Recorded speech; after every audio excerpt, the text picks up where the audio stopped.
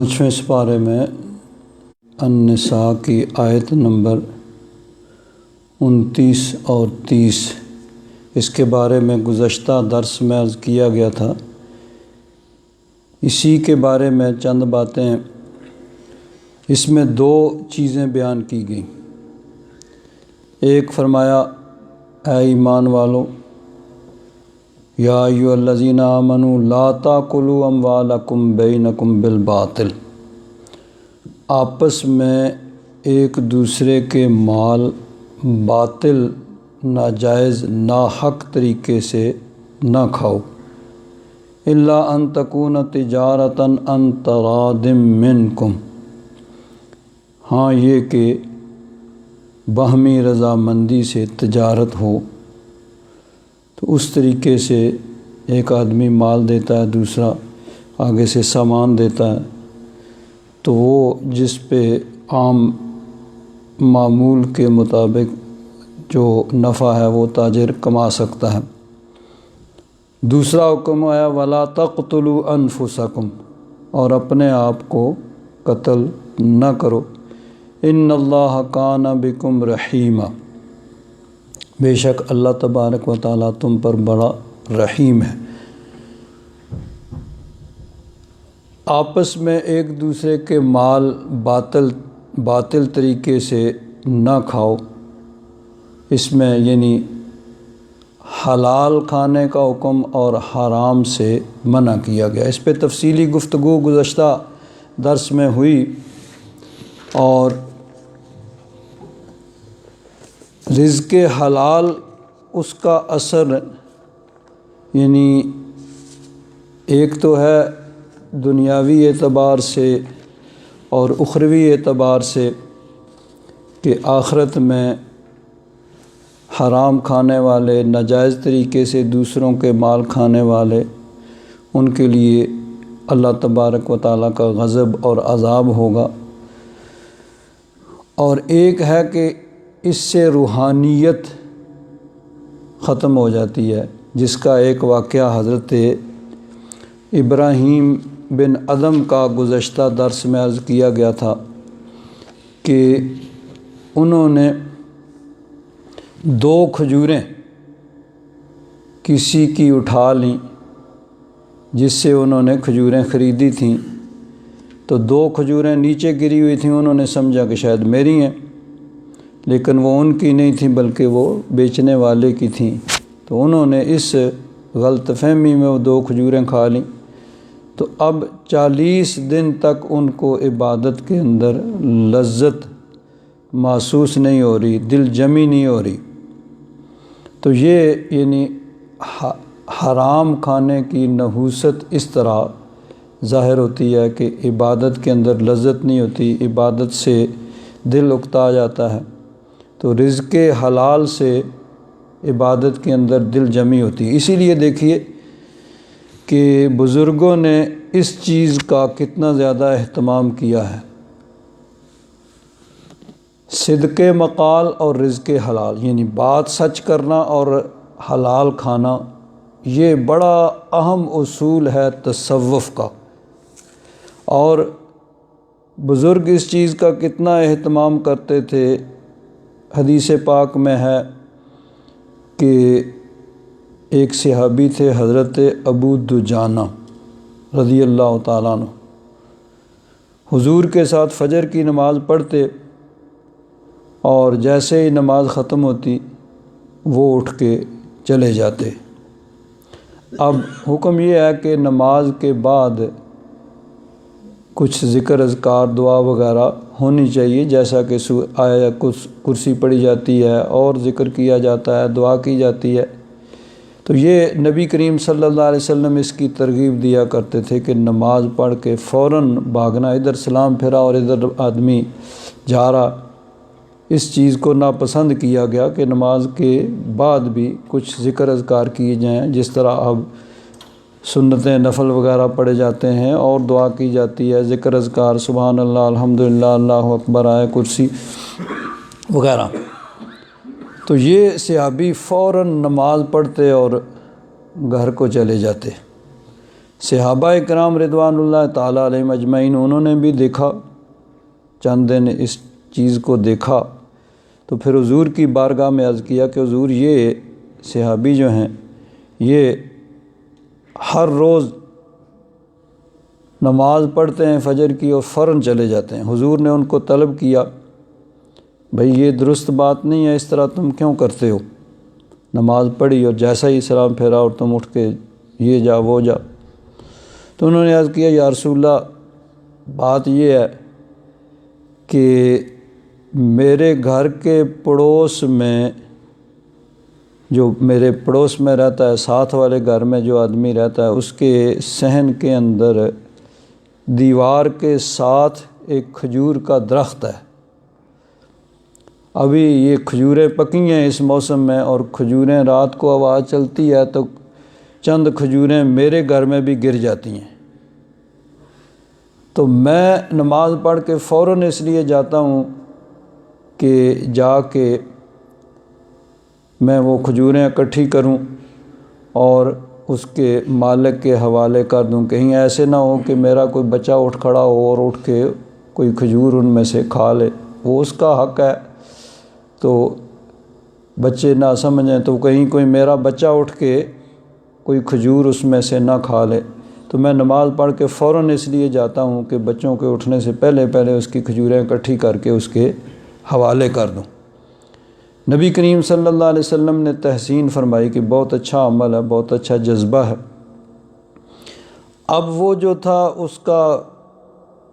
کبھی کبھی موج بھی ہوتی ہے نا، موج میں آ گئے نبی کریم صلی اللہ علیہ وسلم، تو اس کھجور کا جو یعنی مالک تھا پڑوسی حضرت ابو دجانہ کا، اس کو بلایا اور بلا کے فرمایا کہ تم ایسے کرو کہ یہ کھجور کا درخت ابو دجانہ کو دے دو۔ تو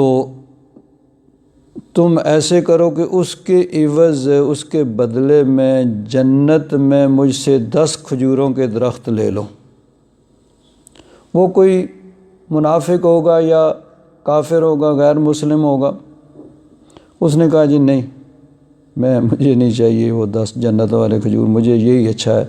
جس سے مجھے آمدنی ہوتی ہے، کھجوریں پڑتی ہیں، میں ان کو بیچتا ہوں، خود کھاتا ہوں۔ حضرت صدیق اکبر رضی اللہ تعالیٰ عنہ موجود تھے،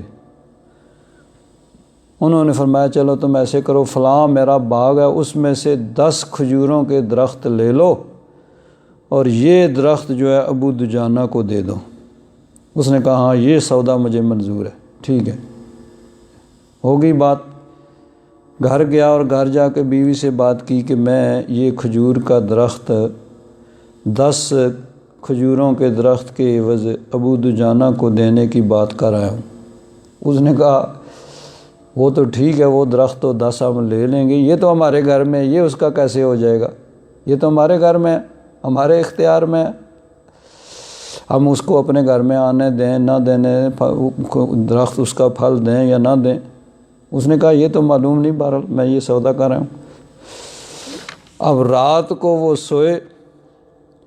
صبح اٹھے تو کیا دیکھا کہ کھجور کا درخت دیوار کی دوسری جانب حضرت ابو دجانہ کے گھر میں لگا ہوا۔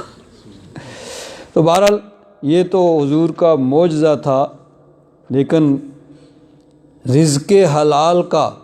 کتنا اہتمام کہ بچوں کو ناسمجھی میں بھی کسی کا حق کہ جو ان کے صحن میں پڑوسی کے کھجوروں کے پھل جو ہے وہ گر رہے ہیں، وہ بھی نہ کوئی اٹھا کے کھا لے، اس کا اتنا اہتمام کیا جاتا ہے۔ تو رزق حلال اور صدق مقال، یہ بزرگ فرماتے ہیں کہ بڑا اہم اصول ہے تصوف کا، کہ سچی بات کی جائے اور رزق کو حلال رکھا جائے۔ تو اللہ تبارک و تعالیٰ نے فرمایا لا تأکلوا اموالکم بینکم بالباطل، باطل طریقے سے تم آپس میں ایک دوسرے کے مال نہ کھاؤ، الا ان تکون تجارہ، ہاں یہ کہ آپس میں تجارت ہو تو تجارت کے ذریعے سے تم جو نفع کماؤ گے وہ تمہارے لیے حلال ہوگا۔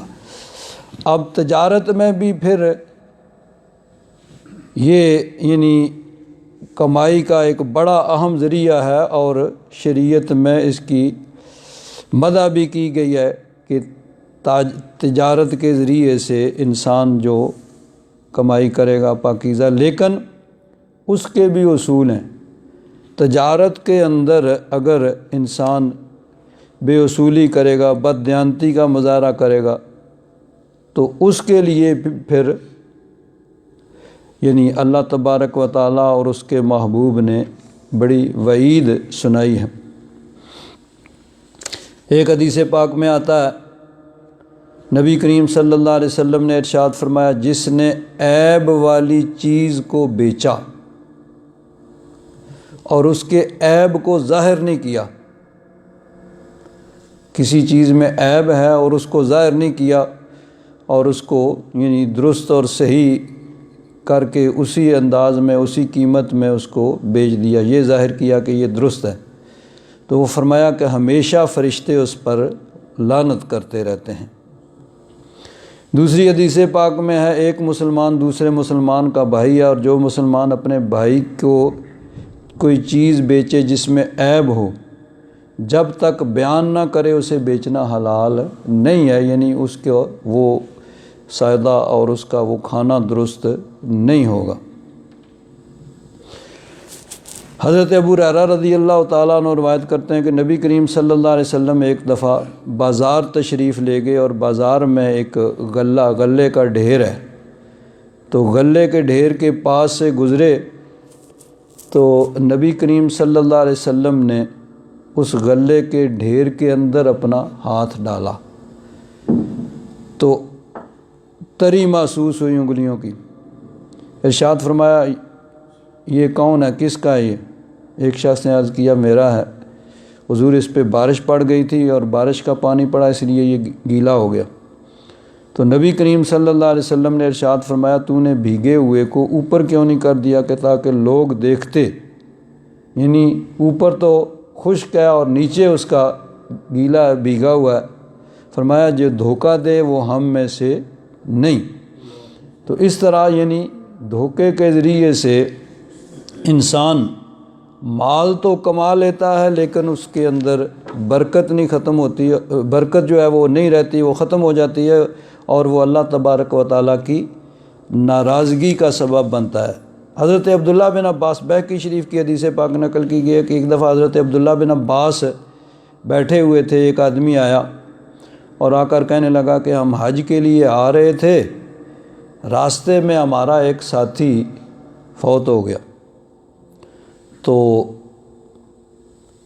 ہم نے، ظاہر بات ہے اس زمانے میں قافلے جاتے تھے اور پیدل سفر ہوتے تھے، ہم نے اس کے لیے قبر کھودی تو کیا دیکھتے ہیں، قبر میں ایک خوفناک سانپ نظر آیا۔ کہتے ہیں ہم نے وہ جگہ چھوڑ دی، دوسری جگہ قبر کھودی، وہاں پر بھی وہ سانپ بیٹھا ہوا، اور جگہ قبر کھودی، تو ہر جگہ جہاں کھودتے ہیں سانپ نظر آ رہا ہے۔ اور یہ چیزیں جو ہوتی ہیں یہ کبھی کبھی نظر آتی ہیں، کیونکہ اصل میں تو دنیا تو دارالامتحان ہے نا،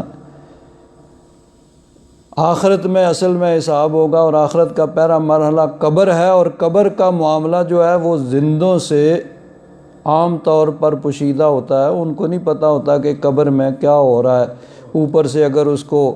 اونچی بنا لی جائے، سنگ مرمر لگا لیا جائے، فلاں صاحب یہ یہاں آرام فرمائیں، جو چاہے لکھ دیا جائے، اندر کے کیا حالات ہیں وہ اللہ تعالیٰ جانتا ہے۔ ہم عالم دنیا میں رہتے ہوئے عالم برزخ کے احوال جو ہیں، یہ قبر جو ہے برزخ کے احوال، آخرت کا پہلا مرحلہ، اس کو ہم نہیں جانتے، لیکن کبھی کبھی ایسی چیزیں ظاہر ہو جاتی ہیں۔ حضرت عبداللہ بن عباس نے فرمایا کہ تم اسے اسی سانپ کے پاس ہی دفن کر دو، اللہ کی قسم اگر تم ساری زمین بھی اس کے لیے کھود ڈالو گے تو تب بھی وہ سانپ تمہیں ضرور نظر آئے گا، وہ جہاں بھی کھودو گے وہاں نظر آئے گا۔ وہ کہتے ہیں ہم نے وہیں پہ پھر اس کو دفن کر دیا۔ پھر واپس گئے جب تو اپنے علاقے میں پہنچے، جا کے خبر دی، بھئی وہ ساتھی ہمارا جو ہے وہ فوت ہو گیا تھا، اور اب یہ جو واقعہ ہوا اس کی کیا وجہ ہے، بھئی کیوں اس کے ساتھ ایسا ہوا؟ تو اس کی بیوی سے جا کے اس کے حالات دریافت کیے. اس نے کہا باقی تو ساری چیزیں صحیح تھیں، ہو سکتا ہے نمازی بھی ہو، پرہیزگار بھی ہو، صدقہ خیرات بھی کرتا ہو، ساری چیزیں کرتا ہو، روزے دار بھی ہو، حج کے لیے بھی جا رہا تھا، ظاہر بات ہے رستے میں فوت ہوا، تو سارے کام کرتا ہوگا، تو پھر یہ اس کے ساتھ کیوں ہوا؟ بیوی نے کہا ایک بات ہے کہ وہ سوداگر تھا، تاجر تھا، آٹا جو ہے وہ بیچتا تھا، اور آٹے کے اندر وہ ملاوٹ کیا کرتا تھا، لکڑی کا جو ہے نا وہ برادہ پیس کے آٹے میں شامل کرتا اس کی مقدار بڑھانے کے لیے. تو اب ہے تو بڑا، تو لیکن ساری چیزیں آج کے لیے جا رہا ہے، ظاہر اللہ اور بھی نیک کام کرتا ہوگا، لیکن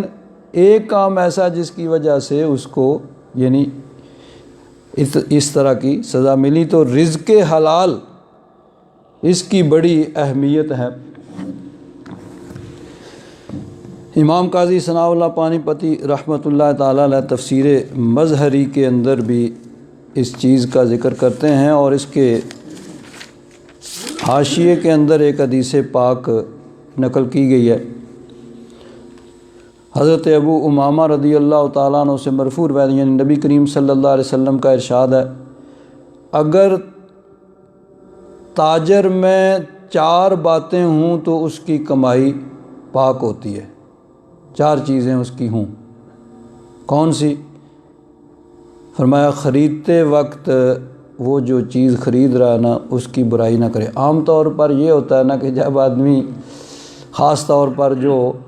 دکاندار ہوتے ہیں، جب چیز خریدنے جاتے ہیں تو کہتے ہیں یہ چیز اس میں یہ نقص ہے، یہ عیب ہے، یہ عیب ہے، تاکہ قیمت اس کی کم کی جائے. اور پھر بیچتے وقت یعنی اس کے وہ خوبیاں بیان کریں گے کہ جو کسی کے وہم گمان میں بھی نہ ہوں. تو عام طور پر یہ ہوتا ہے کہ خریدتے وقت وہ اس کی برائی بیان کرتے ہیں، اور جب بیچتے ہیں تو پھر اس کی تعریف کرتے ہیں. تو فرمایا خریدتے وقت اس مبیع جو چیز بیچی جا رہی ہے وہ خرید رہے ہیں اس کی برائی نہ کریں. دوسری چیز، بیچتے وقت اس کی بے جا تعریف، یعنی ایک ہوتا ہے نا کہ واقعی کوئی چیز عیب ہو تو اس کو ظاہر کیا جائے، اور یعنی خریدتے وقت آدمی کہ بھائی اس میں یہ نقص ہے، یہ عیب ہے، اس لیے اس کی قیمت کرو، کم کرو. یا واقعتاً کوئی خوبی ہو کسی چیز کی اور اس کو بیان کیا جائے بھئی اس میں یہ خوبی ہے، تو اس میں تو حرج نہیں ہے. لیکن جب یعنی اس ہر چیز میں ایک اعتدال ہوتا ہے نا کہ جب خریدنے لگے تو وہ عیب بھی بیان کرے جو اس میں نہ ہوں، اور جب بیچنے لگے تو ایسی خوبیاں جو اس میں پائی نہ جاتی ہوں ان کو بیان کیا جائے جیسا کہ عام ہوتا ہے. تو فرمایا خریدتے وقت اس کی وہ برائی نہ کرے اور بیچتے وقت اس کی تعریف نہ کرے. اس کے یہی مراد ہے کہ ایسی چیزیں عیب کا بیان کرنا جو اس میں نہ ہوں، اور بیچتے وقت ایسی خوبیاں بیان کرنا جو اس کے اندر نہیں ہیں. اور فرمایا تیسرا کام، فریب سے کام نہ لے. اور چوتھی چیز، خرید و فروخت میں قسمیں نہ کھائے. عام طور پر دکانداروں کی عادت ہوتی ہے بھئی قسم، بس وہ اللہ کی قسم، یہ اللہ کی قسم میں نے اتنے میں خریدا، اللہ کی قسم اس میں یہ خوبی ہے، اللہ کی، یعنی قسمیں. تو یہ قسم جو ہے یہ یعنی اس کے ذریعے سے وہ، اب ایک حدیث پاک میں آتا ہے کہ نبی کریم صلی اللہ علیہ وسلم کا ارشاد گرامی ہے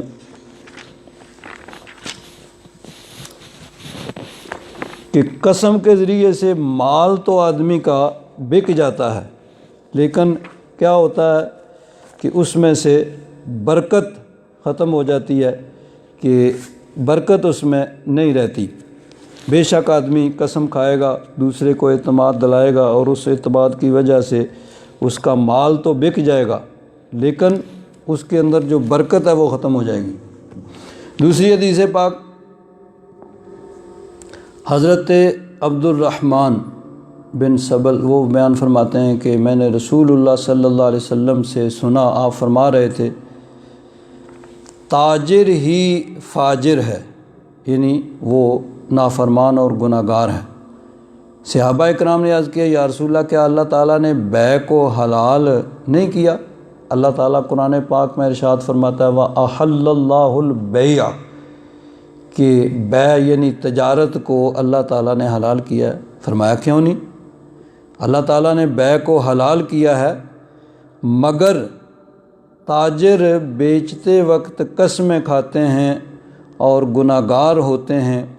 باتیں کرتے ہیں تو جھوٹی کرتے ہیں، یعنی ان کی بلا وجہ تعریف کرتے ہیں اور قسمیں کھا کے لوگوں کو اعتماد دلاتے ہیں۔ ایک حدیث پاک میں نبی کریم صلی اللہ علیہ وسلم نے ارشاد فرمایا تاجروں کو قیامت کے دن بدکاروں کے گروہ میں اٹھایا جائے گا، سوائے ان لوگوں کے جو اللہ سے ڈرتے ہوں، یعنی سب کو نہیں، جو اللہ سے ڈرنے والے ہیں وہ نہیں، جو اللہ سے ڈرنے والے ہیں اور نیکی کرتے ہیں ان کو نہیں، اور بیچتے وقت سچ بولتے ہیں ان کو چھوڑ کے باقی جو ہیں یہ عام طور پر جو ہوتا ہے جیسے، تو ان کو بدکاروں کے گروہ میں اٹھایا جائے گا۔ حضرت ابو سعید خدری رضی اللہ تعالیٰ عنہ فرماتے ہیں رسول اللہ صلی اللہ علیہ وسلم نے ارشاد فرمایا سچا ایماندار تاجر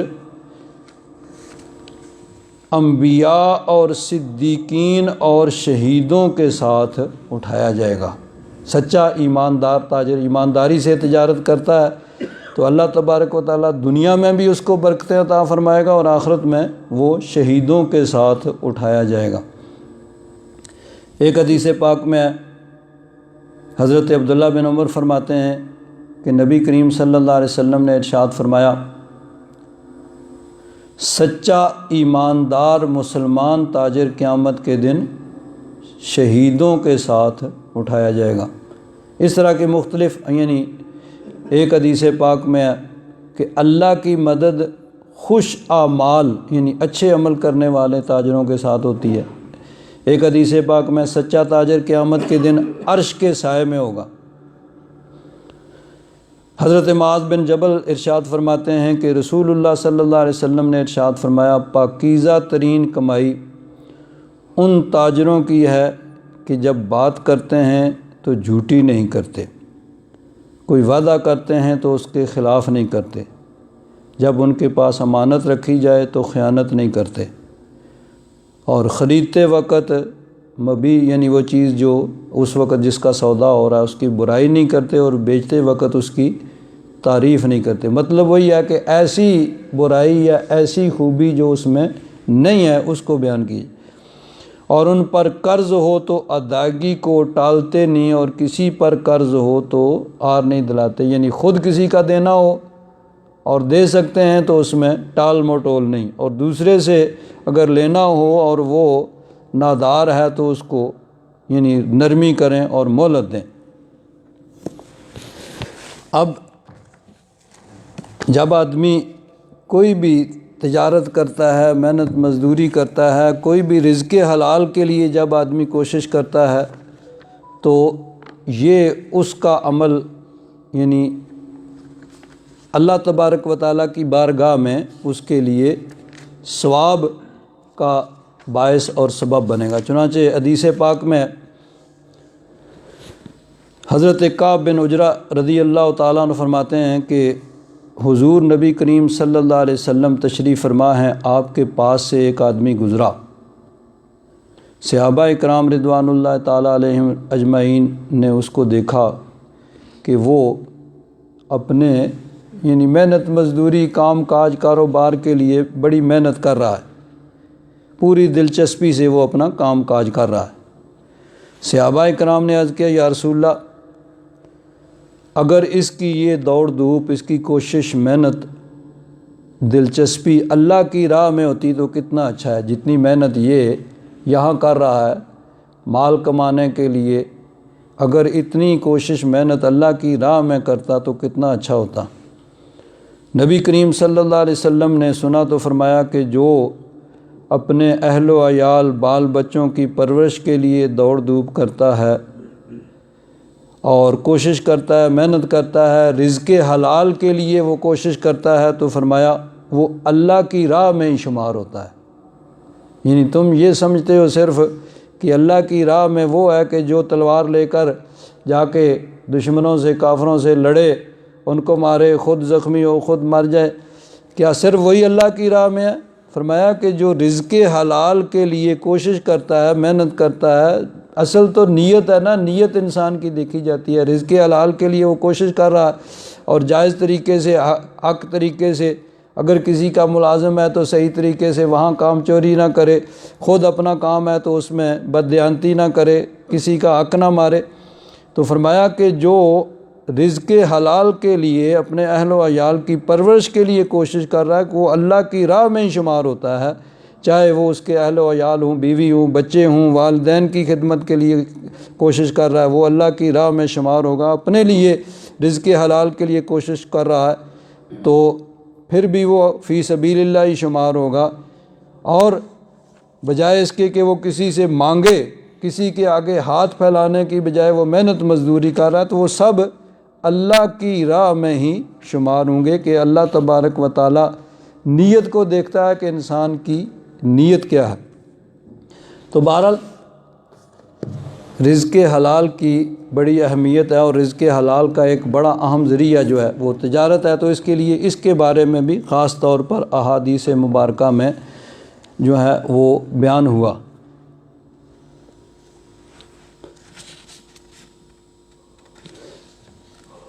مرآت شرح مشکات یہ ہے، مشکات شریف کے اندر بھی اس طرح کی احادیث ہیں۔ نبی کریم صلی اللہ علیہ وسلم نے ارشاد فرمایا ایاکم و کثرت الحلف،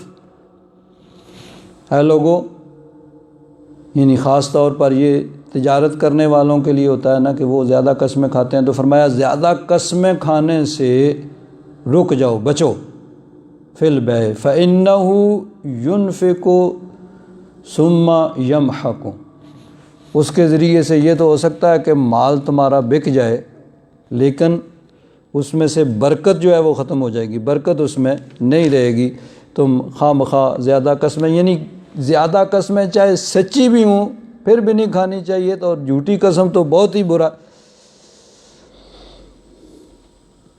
دوسری حدیث پہ ارشاد فرمایا الحلف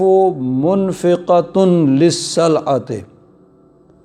قسم جو ہے وہ سامان کو بکوانے والی ہے کہ اس کے ذریعے سے آدمی اعتماد کر لیتا ہے اور خرید لیتا ہے۔ ممحقۃ للبرکۃ، لیکن برکت جو ہے وہ ختم ہو جاتی ہے، برکت اس میں نہیں رہتی۔ ایک حدیث پاک میں ہے ثلاثۃ لا یکلمہم اللہ یوم القیامۃ ولا ینظر الیہم ولا یزکیہم ولہم عذاب علیم، ارشاد فرمایا کہ 3 آدمی یا 3 طرح کے لوگ ایسے ہوں گے کہ بروز قیامت اللہ تبارک و تعالیٰ ان سے کلام نہیں فرمائے گا۔ جہاں یہ ہوتا ہے اس میں کلام سے مراد نرمی اور رحمت کا کلام ہے، ورنہ کفار سے، فجار سے، سب سے اس وقت ڈانٹ ڈپٹ جھڑک اس کا کلام تو ہوگا نا، یعنی نرمی کا کلام، رحمت کا کلام وہ نہیں ہوگا۔ ولا ینظر الیہم، ان کی طرف نظر رحمت اللہ تبارک و تعالیٰ نہیں فرمائے گا، ولا یزکیہم، انہیں پاک نہیں کرے گا، اور ان کے لیے دردناک عذاب ہے۔ قال ابو ذر خابوا وخسروا من ہم یا رسول اللہ، حضرت ابو ذر رضی اللہ تعالیٰ عنہ جو اس کے راوی ہیں، انہوں نے عرض کیا حضور وہ کون لوگ ہیں؟ وہ تو ناکام ہو گئے اور گھاٹے میں رہے یہ 3 قسم کے لوگ۔ فرمایا المبسل، وہ آدمی جو تکبر کے ساتھ کپڑے کو لٹکاتا ہے۔ کپڑا جو ہے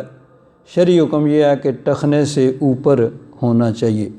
نماز میں بھی اور نماز کے علاوہ بھی، نماز میں زیادہ اہتمام کرنا چاہیے، تو نماز کے علاوہ بھی یہی حکم ہے۔ اور خاص طور پر اگر کپڑا زمین پہ گھسٹ رہا ہے، زمین پہ لگ رہا ہے، تو وہ حرام ہے، اور ٹخنوں سے اوپر رکھنے کا نماز کے اندر اور نماز کے علاوہ بھی حکم ہے۔ تکبر کے ذریعے اگر مطلب کوئی آدمی اوپر کرنے کی کوشش کرتا ہے پھر لٹک جاتا ہے تو وہ الگ بات ہے، لیکن تکبر کے ذریعے جان بوجھ کر اس کو لٹکانا، یہ ٹخنوں سے نیچے ہو تو درست نہیں ہے، اور اگر زمین پہ گھسٹ رہا ہے تو یہ حرام ہے۔ تو فرمایا کہ کپڑے کو لٹکانے والا، والمنان، اور احسان جتانے والا، یعنی کسی کے ساتھ نیکی اور بلائی کی اور پھر اس کا احسان جتلایا، میں نے تم سے یہ کیا، میں نے تمہیں یہ کیا، یہ کیا۔ وَالْمُنْفِقُ سِلْعَتَهُ بِالْحَلْفِ الْقَاذِبِ، اور جھوٹی قسم کھا کے اپنا مال بیچنے والا، یعنی جھوٹی قسم کھا کے مال تو ہو سکتا ہے کوئی آدمی اعتماد کر لے اور مال اس کا خرید لے، لیکن پھر بروز قیامت اس کے لیے کہ اللہ تبارک و تعالیٰ نرمی کا کلام نہیں فرمائے گا، نظر رحمت نہیں فرمائے گا، پاک نہیں کرے گا، اور اس کے لیے دردناک عذاب ہوگا۔ ایک حدیث پاک میں ہے التاجر الصدوق الامین، سچا اور امانت دار تاجر مع النبیین والصدیقین والشہداء، وہ صدیقین، شہداء، نبی، صدیق اور شہیدوں کے ساتھ ہوگا۔ ایک حدیث پاک میں نبی کریم صلی اللہ علیہ وسلم نے ارشاد فرمایا التجار یحشرون یوم القیامت فجارا، یہ جو آگے اس کا ترجمہ پہلے بیان ہو چکا کہ تاجر قیامت کے دن وہ فاجر، گناہ گار یعنی فجار کے ساتھ اٹھائے جائیں گے، مگر من اتقی و برا و صدقہ، ہاں جس نے خوف خدا، تقوی اور پرہیزگاری کو اختیار کیا اور نیکی کے ساتھ اور سچائی کے ساتھ اس نے اپنا مال بیچا، تو ایسے تاجر جو ہیں وہ اللہ تبارک و تعالیٰ ان پر فضل و کرم فرمائے گا۔ تو اللہ تبارک و تعالیٰ نے فرمایا کہ ناجائز اور حرام طریقے سے کسی کا مال نہ کھاؤ۔ ہاں تجارت کا بھی پھر یعنی اصول ہے کہ اس کے اصول کے مطابق جب آدمی تجارت کرتا ہے تو تاجر بھی اللہ تبارک و تعالیٰ کے فضل و کرم کا مستحق ٹھہرے گا۔ آگے فرمایا یا ایھا الذین آمنوا لا تاکلوا اموالکم بینکم بالباطل الا ان تکون تجارۃ عن تراض منکم، ہاں باہمی رضامندی سے تجارت ہو تو اس کے ذریعے سے جو نفع کماتا ہے وہ اس کے حلال ہوتا ہے۔ دوسرا بڑا اہم حکم جو اس آیت میں ولا تقتلوا انفسکم، اور اپنے آپ کو قتل نہ کرو۔ اس کے تین معنی بیان کیے گئے، تینوں درست ہیں۔ ایک تو یہ ہے کہ آپس میں ایک دوسرے کو قتل نہ کرو، یعنی آپس میں لڑائی جھگڑا جس سے قتل و غارت ہوتی ہے، تو مسلمانوں کی آپس میں لڑائی جھگڑا اور آپس میں قتل و غارت، یہ اس سے منع فرمایا۔ دوسرا یہ ہے کہ ایسے کام نہ کیے جائیں جو ہلاکت کا ذریعہ بنے ان سے، یعنی انسان کا جسم یہ انسان کے پاس اللہ تبارک و تعالیٰ کی ایک امانت ہے، تو کوئی بھی ایسا کام جس سے انسان کو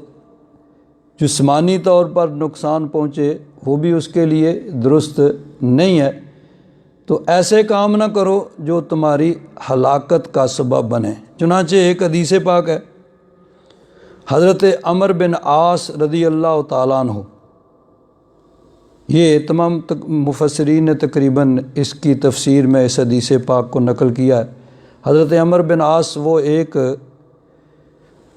جنگ کے اندر نبی کریم صلی اللہ علیہ وسلم نے ان کو امیر لشکر بنا کے بھیجا، تو سردی کا موسم تھا، تو انہوں نے ایک جگہ قیام کیا، غسل کی ضرورت ان کو پڑ گئی، سردی بہت زیادہ تھی، پانی بہت ٹھنڈا تھا۔ اب انہوں نے یہ دیکھا کہ اگر اب اس حالت میں اس پانی سے غسل کروں گا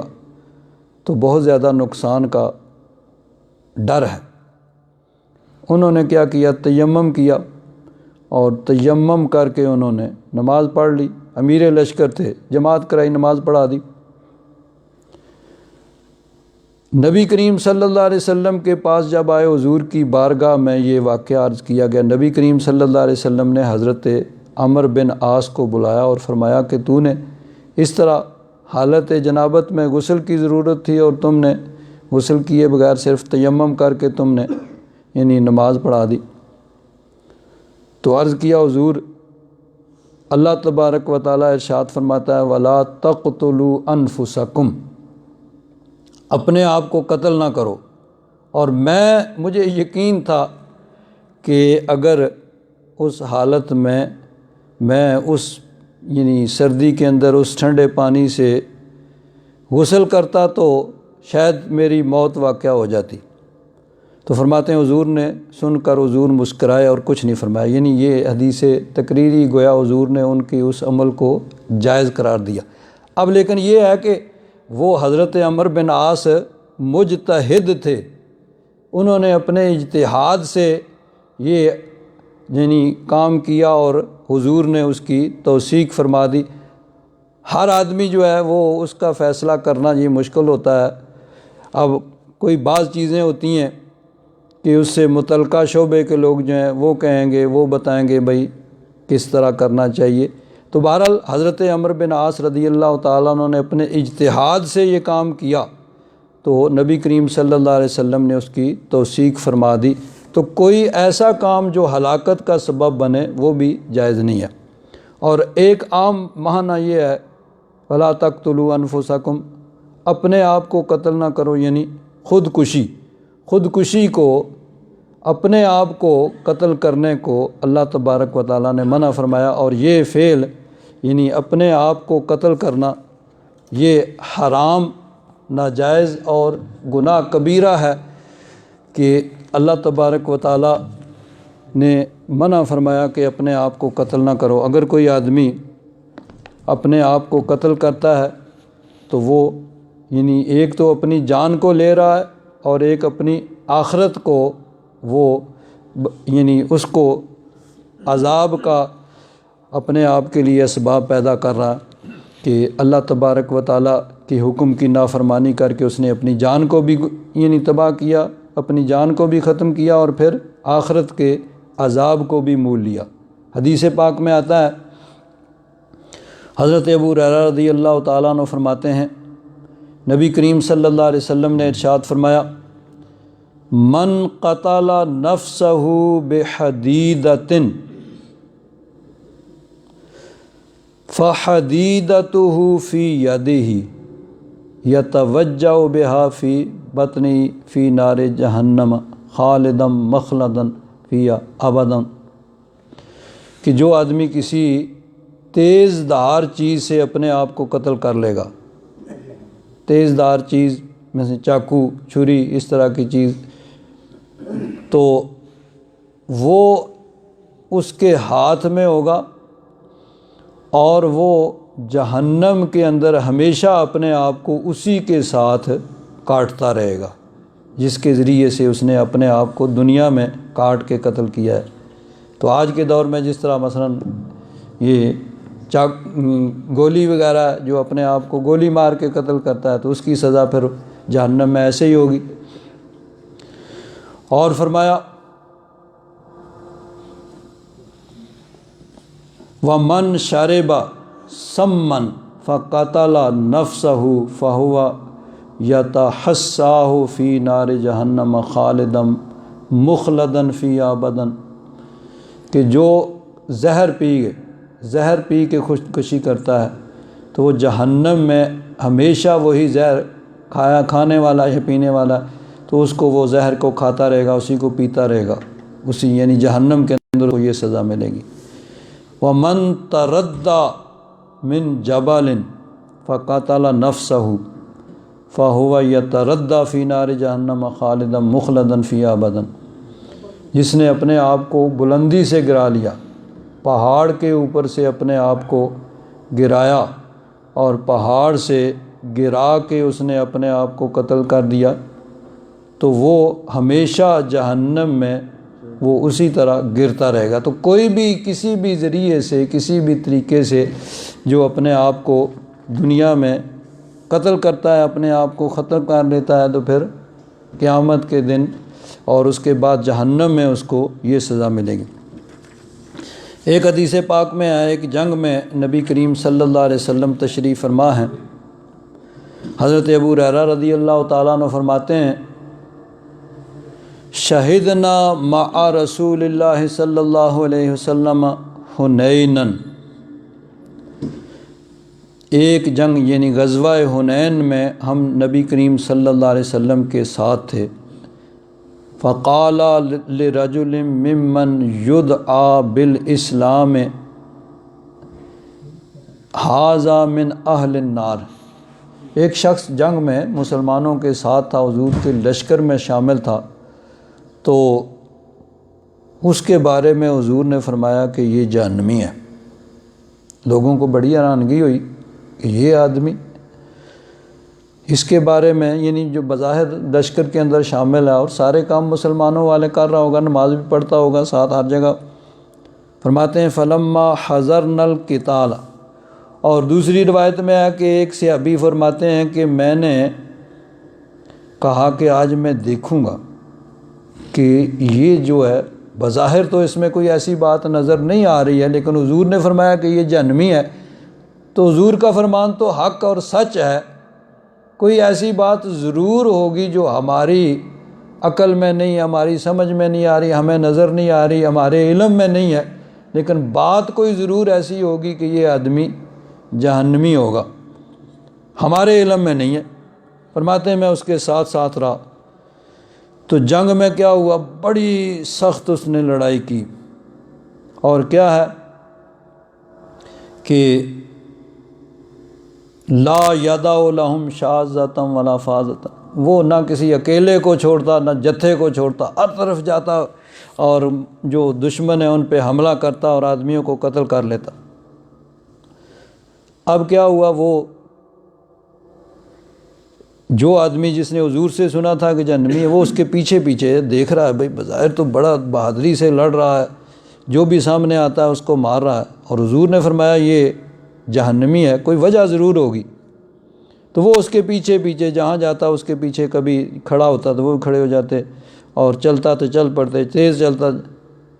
فجرح الرجل جرحا شدیدا، وہ آدمی جو لڑ رہا تھا بڑی بے جگری کے ساتھ، بہادری کے ساتھ، وہ خود میں زخمی ہو گیا اور شدید زخمی ہوا۔ فاستعجل الموت، اب ایسا زخمی تھا کہ ہو سکتا ہے تھوڑی دیر کے بعد اس کی موت خود ہی واقع ہو جاتی اور شہادت کا درجہ مل جاتا، لیکن کیا ہوا، فاستعجل الموت، اس نے موت کو جلدی طلب کر لیا۔ فوضع نسل سیفہ بالارض وذبابہ بین ثدییہ ثم تحامل علی سیفہ فقتل نفسہ، اور اس نے کیا کیا، اپنی تلوار کا جو دستہ ہے وہ زمین پہ رکھا، اور اس کا آگے جو تھا پھالا وہ یہاں رکھا، دونوں یعنی سینے کے درمیان میں،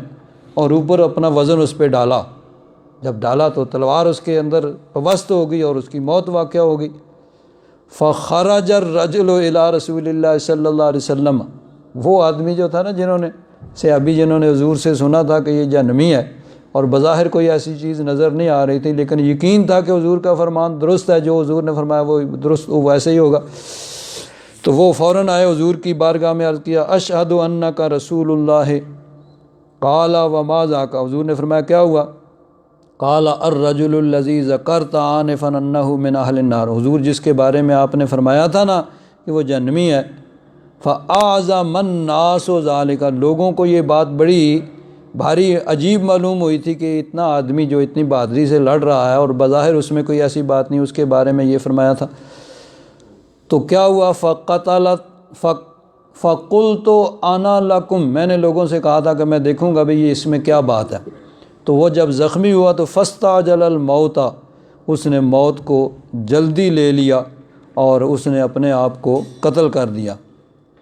تو فقال رسول اللہ صلی اللہ علیہ وسلم عند ذالک ان الرجل لیعمل عمل اہل الجنۃ